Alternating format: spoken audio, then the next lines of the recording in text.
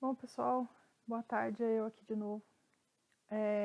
Eu postei um vídeo esses dias, até fiz o canal para postar um vídeo em apoio ao professor Paulo Giraldelli, e não achei que fosse ter tanta repercussão, assim, né, visualização e tal. Recebi muitos comentários, dos quais tiveram bastantes de pessoas que gostaram do que eu falei e tal. Mas teve alguns que me chamaram a atenção, eu até tirei, tirei uns prints para comentar com vocês aqui. E como eu disse, eu não sou youtuber, eu não tenho assim pretensão de ser, mas eu achei que foram alguns pontos que foram levantados que ficou martelando na minha cabeça, assim, foi bem interessante, sabe? Teve pessoas que comentaram, né, dizendo que não seguem o canal, que já não são mais inscritos no canal do professor e tal, né? E deixaram alguns questionamentos diretamente para mim, né? Algumas dizendo que, nossa, muito me admira você, sendo mulher, mãe, apoiar uma coisa dessa, apoiar um cara desse, não sei o que, não sei o que. Bom, eu vou começar aqui por um tal de organizador de tarefas, que foi uma das pessoas que mais foi insistente assim nos comentários e que realmente ficou muito brava, né? Ou bravo, não sei como é que eu devo taxar de gênero essa pessoa, com o fato de eu ter feito o vídeo, né? Aí colocou assim, vou ler aqui para vocês, né? Abre aspas. É um vovô que banca o garotão e sempre com metáforas sexuais e ofensivos, brincadeiras de mau gosto. Muito me admira essa moça se preocupar em defender esse sujeito. Bom, filósofos sempre se utilizam de metáforas e tal.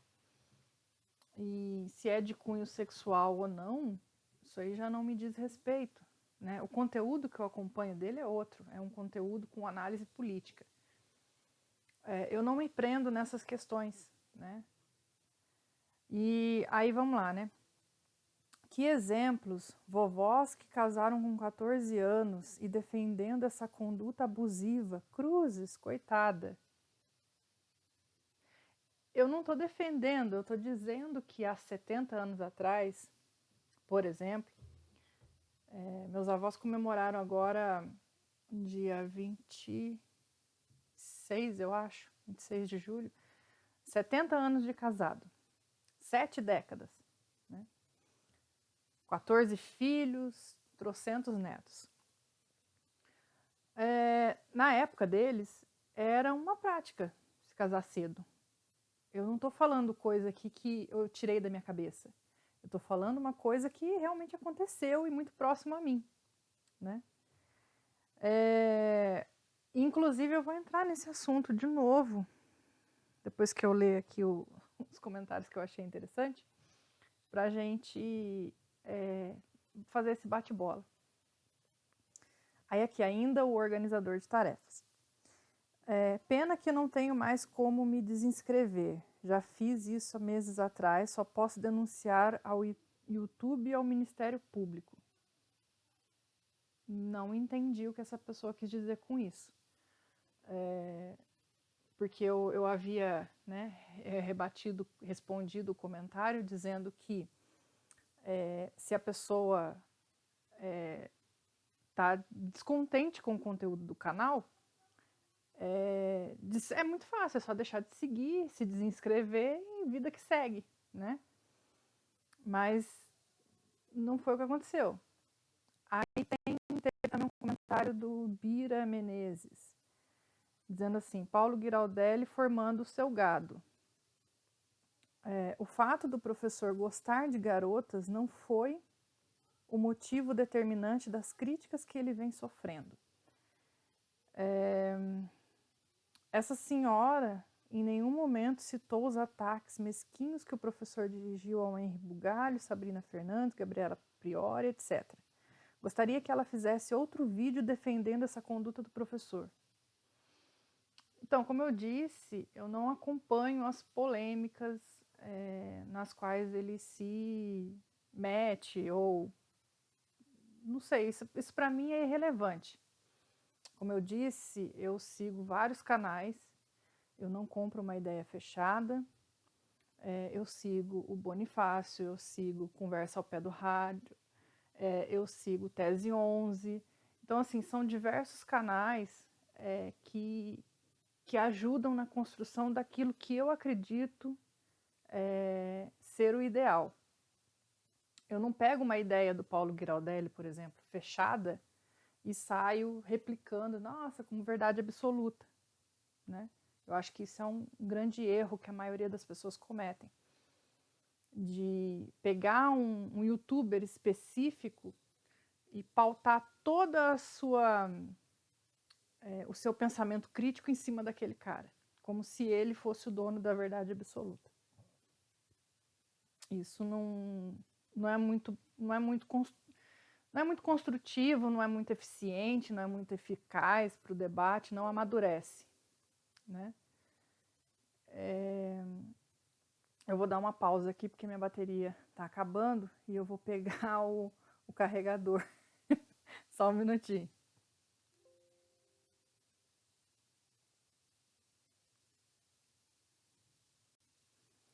Pronto, então voltando aqui ao assunto.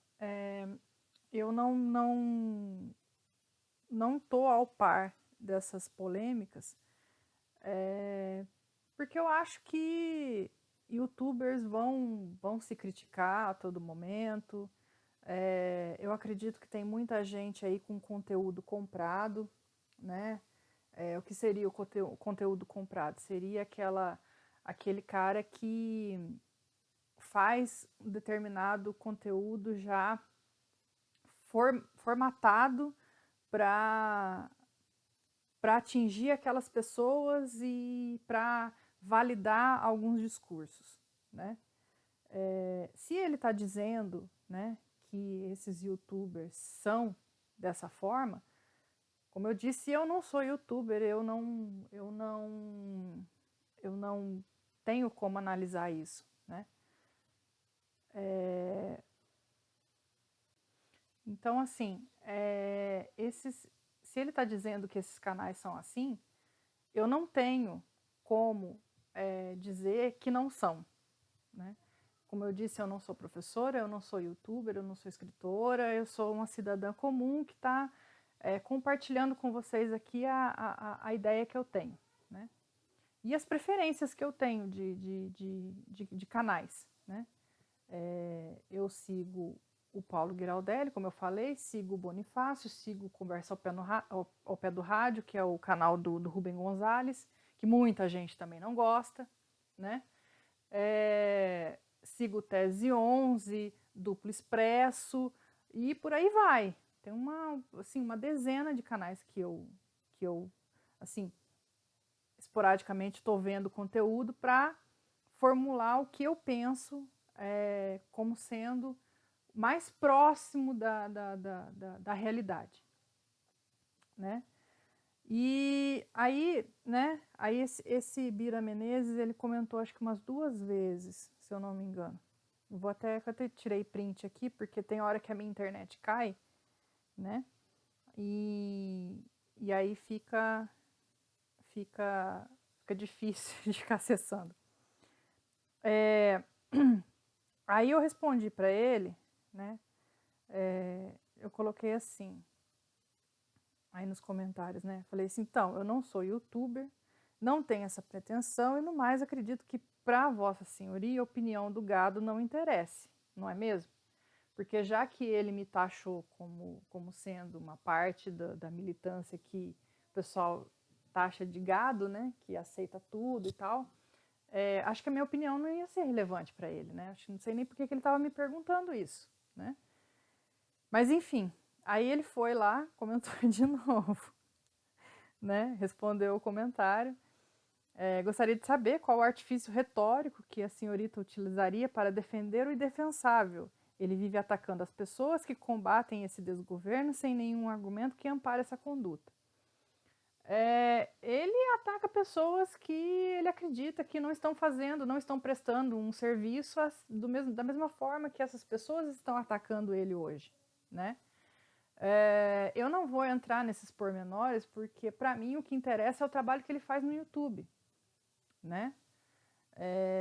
Eu não sigo esse Henri Bugalho, eu não sigo a Gabriela Priori, eu vejo alguns vídeos aqui ou ali, acredito que eu nem tenha me inscrito no canal dela, mas enfim, eu acho que a briga entre eles, para mim, não desmerece o trabalho que o professor faz no canal dele, que é um trabalho que poderia ser feito por outros professores, né?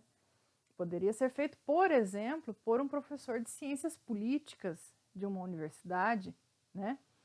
Ele poderia fazer um conteúdo de graça para formar, né, as pessoas no YouTube, para politizar de fato, né?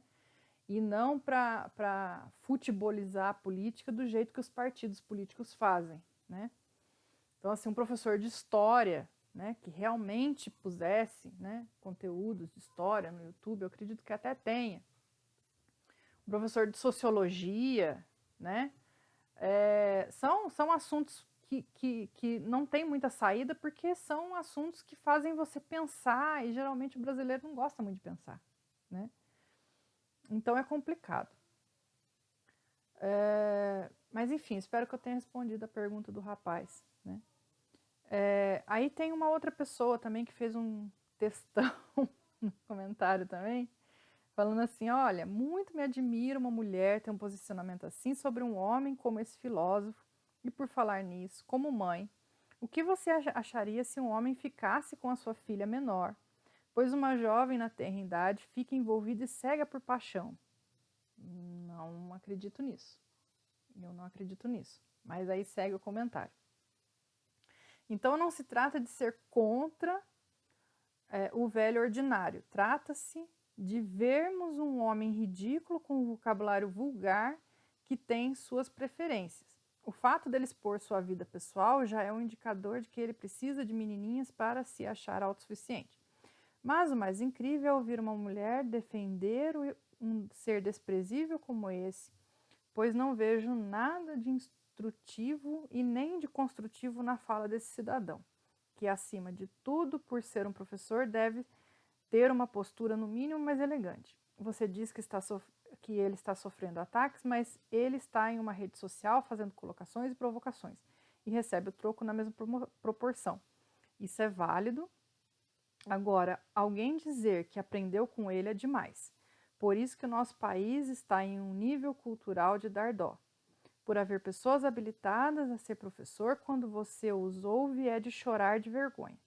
Que país é esse em que alguém dizer, acho que escreveu errado aqui, em que alguém diz, né, acho que é isso que ela queria falar,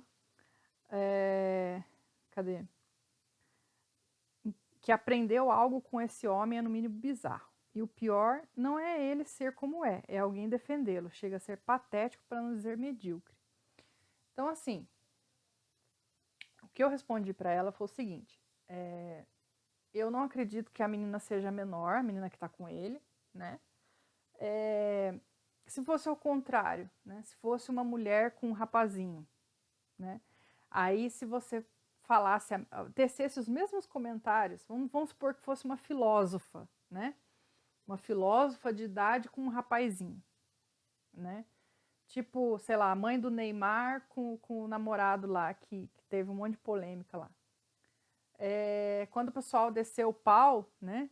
Ah, não, mas poxa, é machismo, porque a mulher tem que ser feliz, porque não sei o quê, a mulher que sabe, e nananana, ninguém tem nada a ver com isso, porque pode existir amor, e lá, lá, lá, lá, lá, lá.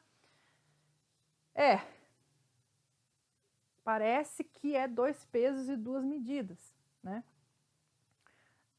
Eu não me incomodo, apesar de não concordar com a superexposição que o professor faz, eu não me incomodo com o fato da menina ser mais nova. Por quê? Porque se os pais dela não se incomodam, quem sou eu para me incomodar com alguma coisa? Eu não sou ninguém na fila do pão para dizer o que alguém aqui tem que fazer ou não, né? Eu acredito que as pessoas devam viver de acordo com o que acham certo para si. Se ela, né, vamos dizer assim,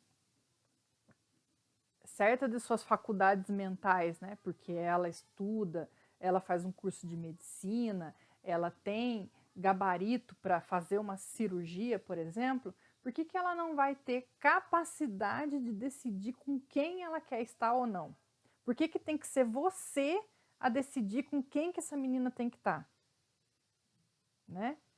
Então, assim, são polêmicas que, na verdade, são desnecessárias, né? Por exemplo, hoje eu estava vendo a polêmica do Tami ser chamado para fazer um comercial da Natura de Dia dos Pais. Aí vem a polêmica de, porque ele não é pai, porque ele não tem órgão genital masculino, ele não faz filho e não sei o que, blá, blá, blá, blá, blá, blá. Enquanto isso, o Bolsonaro sorrateiramente veta a prioridade da mãe solo no auxílio emergencial. Olha que barato. Enquanto a gente ficar preso nessas polêmicas de disse-me-disse, os desmandos estão acontecendo. As coisas estão acontecendo. O país não para porque a Tami vai ser garoto propaganda de Dia dos Pais. O governo Bolsonaro está passando como um trator por cima dos direitos do trabalhador, está passando como um trator sobre os mais necessitados. E, no entanto, ele não para porque o professor Paulo Giraldelli namora com uma moça que tem idade para ser, sei lá, a neta dele, não sei. Então, assim, o que isso vai acrescentar na minha vida? Absolutamente nada. Não vai mudar nada, não vai mudar o país, não vai mudar a minha realidade aqui. Então, assim, teve um outro comentário também que a menina falou que realmente eu estou prestando um desserviço por ser uma mulher, está defendendo um cara que tem postura machista e não sei o que, e blá, blá, blá, blá, blá, blá. Mas toda essa dinâmica, né, começou, eu acredito que, se não foi assim, vocês me corrijam aí no comentário, mas eu acredito que seja, porque o professor colocou lá que pedofilia não é crime. E realmente não é. Eu pesquisei, eu li sobre o assunto e realmente não é. Pedofilia é um tipo de condição psicológica. É uma parafilia. Tem até umas anotaçõezinhas aqui interessantes que eu fiz sobre o assunto, né? Então aqui, a OMS classificou a pedofilia como uma doença, né? Sendo considerado uma espécie de parafilia, né? Um distúrbio de cunho sexual. Então, assim, o que é crime é o abuso sexual de menor, né? E até nesse ponto, a lei também não tem muito consenso do que é um menor vulnerável ou não, né? Ou um adolescente que tem a idade de saber aquilo que está fazendo, né? Então, a gente tem aqui no ECA, no artigo 2, a gente tem que criança é de 0 a 12 anos incompletos, ou seja, 11 anos, 29, 12 meses, 11 meses e 29 dias, ou 30 dias, sei lá. Não, 29 dias. Adolescente de 12 anos completos, né, a 18 anos incompletos, ou seja, 17 anos, 11 meses, 29 dias, né? E aí vem o Código Penal e coloca o vulnerável como 14 anos, né? Isso tudo cria uma discussão muito grande, porque, por exemplo, quando você vai olhar na sua volta, você vê que, acredito que até pela questão cultural, né, que a gente vem enfrentando no país,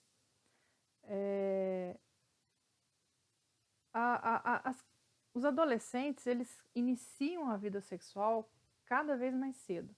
Segundo uma pesquisa que eu li sobre o assunto, a média de idade está entre 13 e 14 anos para a menina, e os meninos iniciam um pouco mais cedo, 12 para 13 anos. Né? E isso a gente não está falando de pedofilia, a gente está falando de sexo entre adolescentes. Né? Não seria encaixado como pedofilia.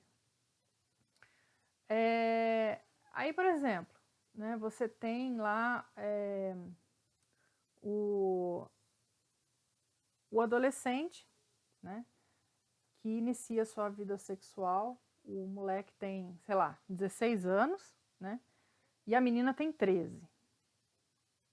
Aí ele pega e transa com a menina, né, e aí alguém, sei lá, por algum motivo, pega e denuncia porque o menino tem 16 anos, não sei o que, não sei o que. Aí o menino é recolhido, vamos supor, na pior das hipóteses, é recolhido para a FEBEM e tal.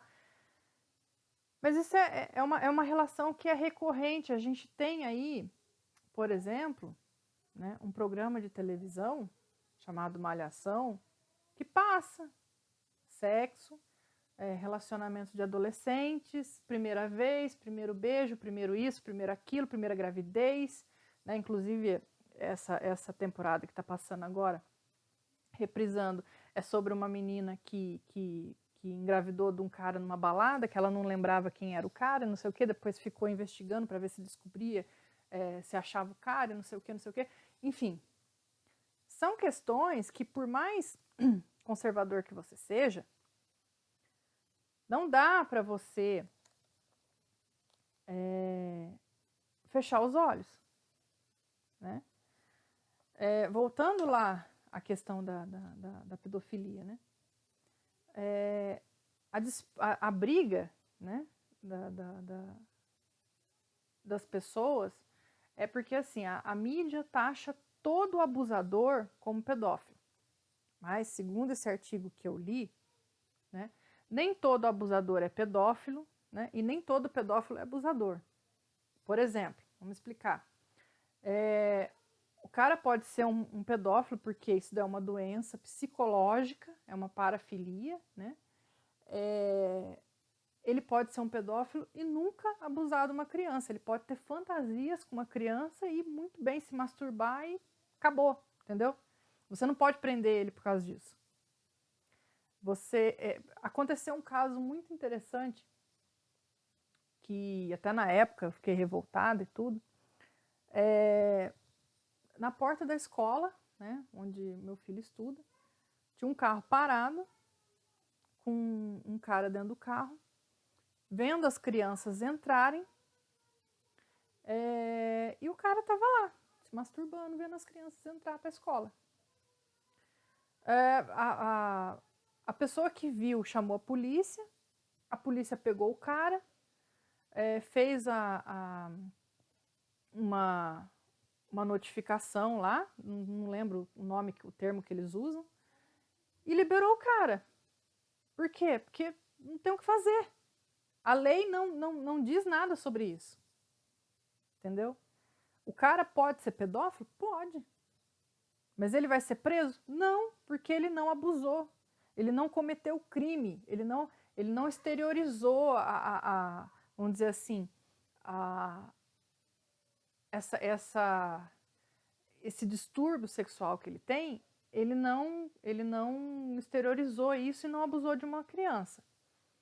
Diferente do abusador, que pode não ser pedófilo, que pode só ser um tarado, né? Que realmente pratica. E pode ser, inclusive, uma pessoa que esteja muito próxima, né? Da criança. Pode ser um avô, pode ser um pai, pode ser uma mãe, pode ser uma madrasta, um padrasto, um tio, um primo, uma tia, uma prima. O leque de pessoas que pode abusar sexualmente de uma criança é gigantesco. E se estende para professor, para padre, para pastor, para colega, pai do colega, mãe do colega. Então, assim, é difícil você taxar toda essa galera de pedófilo, né? Porque quando você vê falando na TV, eles colocam todo mundo dentro da mesma bacia. E também é difícil você ver uma solução para isso. Por quê? Porque geralmente o nosso sistema carcerário é um dos, acho que eu acredito que seja um dos piores, né? Esteja entre os piores, né? Porque não recupera ninguém. Ninguém sai da cadeia. Eu acho que assim, 0,0001% das pessoas que saem do sistema prisional saem recuperadas, ou por conta de uma pastoral da igreja, ou por conta da família, ou por conta de algum tratamento que receba psicológico. Enfim, é muito difícil sair recuperado. E uma vez que saia, ainda tem depois todo o preconceito que a sociedade tem de arrumar emprego, às vezes a família não aceita mais. Então, assim, é um conjunto de coisas que fazem com que o cara caia de novo na delinquência, né? Segundo esse artigo que eu estava lendo, a castração química não funciona, como fala, a medida de segurança, que é uma internação num hospital de custódia para tratamento psicológico, também não funciona. Por quê? Porque o pedófilo, ele não é inimputável, ou seja, ele sabe o que ele está fazendo, é uma doença psicológica, é um desvio sexual psicológico, porém, ele sabe muito bem o que ele está fazendo. Então, não tem como colocar ele numa unidade dessa para um tratamento prolongado e tal. E a prisão também, quanto mais, não vai recuperar o cara, porque o problema do cara é psicológico, né? Então, assim, a gente tem uma pressão da sociedade para resolver esse problema, né?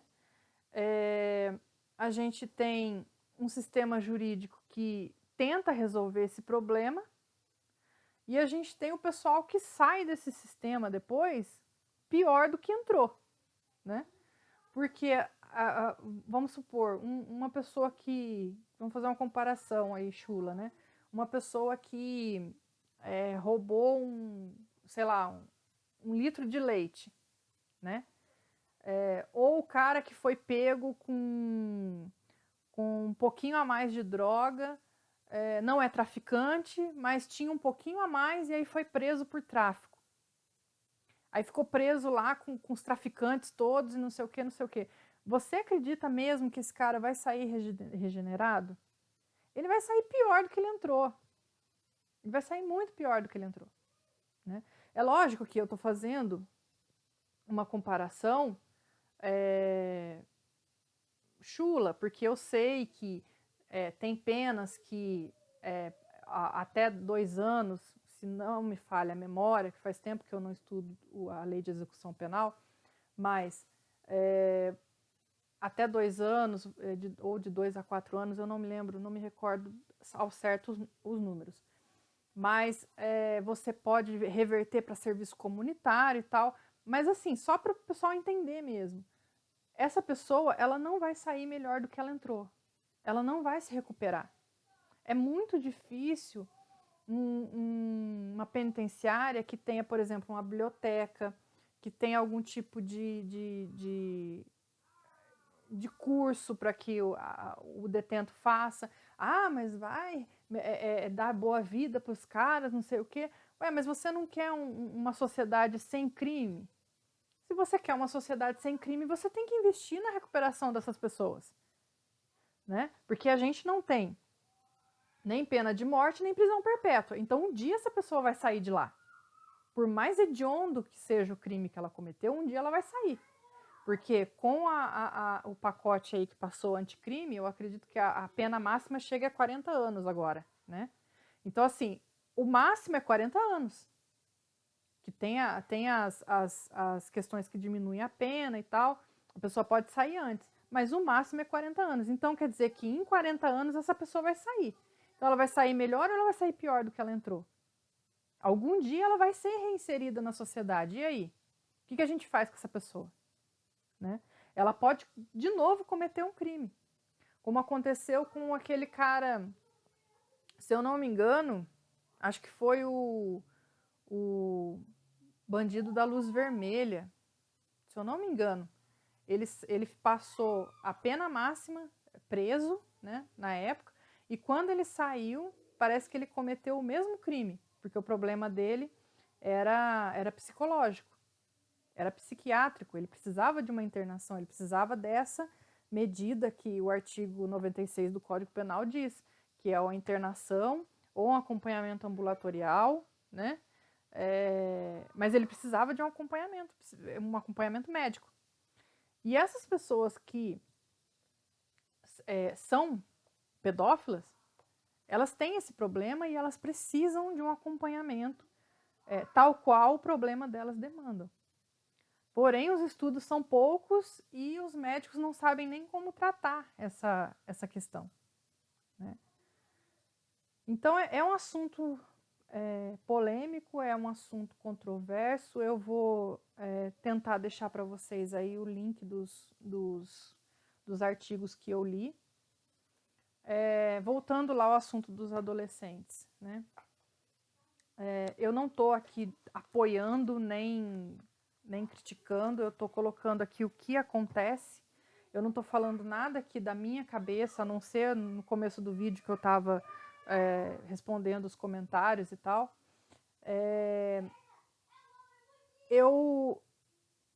Tudo que eu falei aqui, principalmente sobre pedofilia e sobre ser doença, sobre ser taxado como doença, foi embasado em cima de artigos que eu li, em cima do Código Penal, em cima do Estatuto da Criança e do Adolescente e em cima desses ordenamentos jurídicos.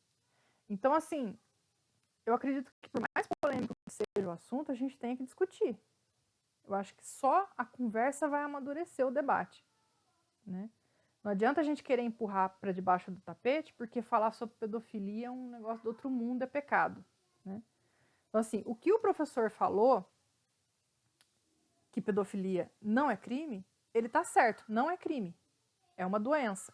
É uma parafilia, é um desvio é um desvio sexual. Então, assim, não podemos crucificá-lo por falar a verdade, né? A gente pode, sim, pressionar o Estado para que crie mecanismos que defendam as nossas crianças, né, e adolescentes. Dentro desse mesmo tema, a gente tem o sexo na adolescência, que aí eu vou deixar para falar numa outra ocasião, porque está ficando longo já, já estendi demais. Mas era isso, era mais para responder essas questões aí que vocês colocaram, né, nos comentários aí. Eu agradeço o pessoal que comentou gostando do vídeo e tal. Como eu disse, eu não sou youtuber, é uma coisa assim bem caseira o que eu estou fazendo, é uma coisa bem, vamos dizer assim, primitiva, sei lá, fugiu o nome agora. Iniciante, café com leite, sei lá.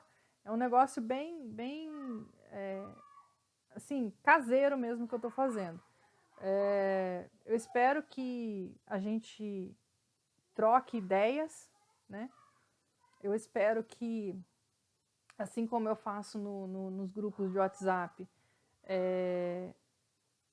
a gente consiga trocar conhecimento, né? E é isso, pessoal. Vocês concordam, discordam, mas tudo dentro da educação, né? Eu acho que, por mais que a gente não goste do professor, o trabalho que ele faz no canal e o trabalho que muitos youtubers fazem, né? Como, por exemplo, o Rubem Gonzalez, né?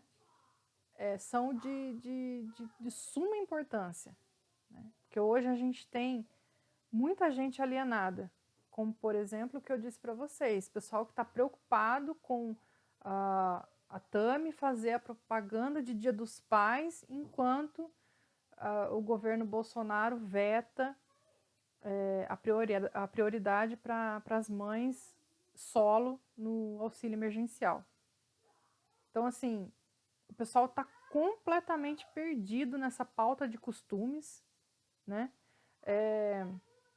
Eu vi uma postagem também de uma página aí que só posta fake news. Eu acho que uma coisa é você ser contra a esquerda ou ser contra a direita, outra coisa é você postar mentira para validar o seu discurso. E aí colocaram lá que o Celso de Mello é a favor da pedofilia, que ele julgou um processo lá, e botaram até uma fala lá que não tem no processo. Então, assim, o pessoal está completamente perdido nessa pauta de costumes, né? E a economia está indo para o vinagre, o país está indo para o vinagre, ninguém sabe, ninguém consegue controlar a pandemia no país, não temos ministro da saúde, acho que o ministro da educação também não deu as caras ainda. Então, assim, é tudo muito, sabe, assim, que se lasque. O importante é a Tami não fazer a propaganda da Natura. O importante é o Paulo Giraldelli não falar que pedofilia não é crime, porque na minha cabeça eu acho que é. E daí? Então, assim, cara, é muito difícil. É muito difícil você se propor a ser um ser pensante no meio dessa loucura toda. Sabe? É muito desgastante você ter que perder energia para explicar o óbvio. Uma coisa assim que você dá um Google ali, você já descobre, né? Então, assim, pedofilia não é crime, abuso sexual de menor é crime. Estupro de vulnerável, né, no caso, que é o artigo, acho que 217A, se eu não me engano, do Código Penal. Ó. É o 217A. Ele coloca aqui, ó. Ter conjunção carnal ou praticar ato libidinoso com menor de 14 anos. Não é pedofilia. Não está escrito pedofilia em lugar nenhum. Então é isso, gente. Eu espero que a gente consiga ter um fluxo bom de ideias aí. E sei que vai ter muita gente que vai discordar do que eu falei, mas nada do que eu falei aqui eu falei da minha cabeça, eu tirei de estudos e artigos e lei e jurisprudência e tal. Então, assim, são coisas que realmente têm um embasamento teórico. Então é isso, eu vou ficando por aqui. Eu não vou falar quem gostou, dá like no canal e se inscreve, porque é uma coisa bem amadora, não sei nem se isso vai para frente, porque não é nem minha pretensão. Eu tô fazendo mais isso mesmo porque eu achei interessante os comentários e tudo. E é isso, gente. Até a próxima, se aparecer alguma coisa interessante aí pra gente discutir. Depois eu vou aprofundar um pouco mais nessa questão do sexo na adolescência que eu falei para vocês. Que a gente sabe que quanto mais periférico é o jovem, mais cedo ele entra no sexo, na droga, né? A gente tem uma discrepância aí social, né, muito grande. Quanto mais periférico, quanto menos estrutura familiar, dependendo das pessoas que cercam esse jovem, vai determinar o futuro dele. E já lá no centro da cidade ou na área nobre, a gente vê que os adolescentes iniciam a sua vida sexual numa idade muito mais para frente do que o jovem periférico. Mas isso aí eu vou deixar para uma outra oportunidade, que já está ficando muito longo. Então é isso. Fiquem com Deus. Espero que tenha esclarecido as dúvidas do pessoal aí. Não estou comprando briga do Paulo Giraldelli, nem é essa a minha intenção. Acho que ele não precisa disso, nem ele, nem a namorada ou a esposa dele, não precisam disso. Mas estou aqui só reforçando a minha posição e a minha opinião enquanto cidadã, enquanto ouvinte do canal, enquanto, vamos dizer assim, entre aspas, aluna do professor, porque eu não tive a honra de ser aluna dele numa faculdade e tal, mas eu aprendo muito com ele, aprendo muito com os livros que ele indica, com os artigos e os textos, assim como eu aprendo muito com muitos amigos meus em grupo de WhatsApp. Tem um amigo muito querido meu, o Peterson, que me ajuda muito em algumas questões de pesquisa. Até um grande abraço para ele. Tem diversas pessoas que formam, a partir da troca de ideias, formam aquilo que eu tomo como verdade. Tem o meu grupo também, que é um grupo muito pequeno, muito seleto, de pessoas que são muito show de bola também. Galera aí galera que faz parte desse grupo sabe de quem eu estou falando. E também um abraço para todo esse pessoal, galera do portal Rubem Gonçalves também, né? Que a gente troca bastante ideia no supergrupo do Telegram. E é isso, gente. Vamos debater mais e parar de fazer polêmica, que a polêmica não nos faz crescer. Agora, debater os assuntos, sim. Então, fiquem com Deus, até a próxima, e é isso.